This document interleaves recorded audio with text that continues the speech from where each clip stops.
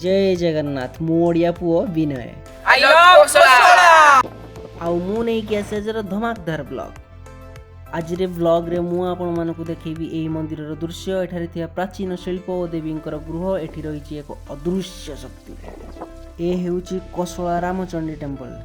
प्राकृतिक सौंदर्य मध्य थिबा एक शांतिर उपासना स्थली आज मु आसी आपण भी आसंतु एक भक्तिमय स्थान को अनुगुल स्थित कोसला रामचंडी मंदिर को एमिति जगह आपण स्वप्न रे भी केबे देखि नथिबे एठारे थिबा अदृश्य शक्ति मते लागी जेमिति भगवान मते डाकुछन एणु मु डेरी न करी भगवान कोठारु आशीर्वाद नहीं गली ये पवित्र जगह देखी मन हृदय मोर सबू पवित्र हो गला मन को केते जे तृप्ति लगुची व्याख्या करि पारु नै आपण भी आसंतु आ मांकर कृपा नहीं जानतु